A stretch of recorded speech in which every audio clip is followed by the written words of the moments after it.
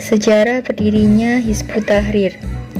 Hizbut Tahrir lahir pada tahun 1953 di Al-Qudus, Baitul Maqdis, Palestina. Gerakan ini didirikan oleh Syekh Taqiyuddin An-Nabhani, seorang ulama lulusan Al-Azhar, Mesir, dan pernah menjadi hakim di Mahkamah Syariah Palestina. Syekh An-Nabhani dilahirkan di daerah Izim pada tahun 1909. Beliau mendapatkan ilmu dan agama dari ayahnya beliau sendiri, seorang syekh yang faqih ilmu syariah di Kementerian Pendidikan Palestina. Hizbut Tahrir. Hizbut Tahrir adalah sebuah partai politik yang berideologi Islam. Politik merupakan kegiatannya, sedangkan Islam adalah ideologinya. Hizbut Tahrir bergerak di tengah-tengah umat, dan bersama-sama mereka berjuang untuk menjadikan Islam sebagai permasalahan utamanya, serta membimbing mereka untuk mendirikan kembali sistem khalifah dan menegakkan hukum yang diturunkan Allah dalam realitas kehidupan. Tujuan berdirinya HTI yaitu melangsungkan kembali kehidupan Islam dan berdakwah Islam ke seluruh penjuru dunia. Corak pemikirannya. Dalam dakwah Hizbut Tahrir, mereka menetapkan ide, pendapat, dan hukum yang berkaitan dengan fikrah dan thariqah. Semuanya bersumber dari Islam, yaitu dari Al-Quran, As-Sunnah, Ijma sahabat, dan Qiyas. Penyebaran dakwah HTI. Ada beberapa pemikiran dakwah HTI. Yang pertama adalah pembinaan dan pengkaderan yang dilakukan untuk membentuk kader-kader yang percaya pada pemikiran dan metode HTI. Pada tahun 1990 sampai 2000, HTI telah berkembang ke seluruh wilayah Indonesia. Kemudian, di pertengahan 10 tahun lalu telah menyebar di 33 provinsi Indonesia. Lebih dari 300 kota atau kabupaten yang telah mendapatkan dakwanya hingga ke pelosok daerah.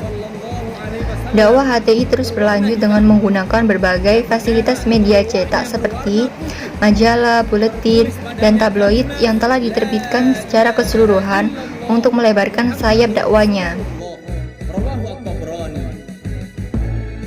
Pembubaran HTI.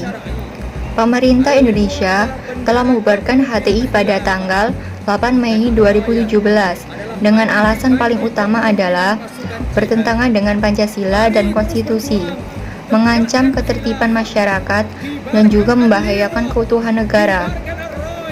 Hingga 2017 tercatat 17 negara yang melarang HTI diantaranya yaitu Yordania, Mesir, Pakistan, Suriah, Libya, Arab Saudi, Rusia, Turki, Tajikistan, Kazakhstan, Cina, Bangladesh, Malaysia, Indonesia. Uniknya, kebanyakan dari negara-negara mayoritas Islam, HTI sendiri telah membantah bertentangan dengan Pancasila dan menegaskan tidak ingin membubarkan NKRI. Selama 20 tahun, HTI melaksanakan dakwanya secara damai dan tertib. Tidak pernah ada catatan pelanggaran hukum apalagi timbul keonaran. Perbedaan sistem kepemimpinan HTI dengan NU. 1. HTI menganggap sekelompok Islam yang tidak menegakkan kepemimpinan atau khalifah itu dianggap keislamannya kurang sempurna. 2. HTI menjadikan negara di seluruh dunia untuk menjadi satu negara dengan satu kepemimpinan dengan menerapkan hukum syariah. 3. Dalam segi politik, HTI menganggap negara yang tidak menerapkan hukum Islam atau memformalkan syariah versi HTI sebagai darul kufur. 4. Dalam segi akidah, HTI menolak ajaran Asy'ariyah, meyakini perbuatan manusia hasil kehendak murni manusia, bukan kasbul ikhtiyari. 1. NU menerapkan prinsip-prinsip Islam yang memberlakukan Pancasila sebagai ideologi NKRI. 2. Kepemimpinan dalam kepengurusan NU melibatkan atas Mutasyar, Syuriah, dan Tafiziyah dalam rangka menjaga kemurnian hiddah NU.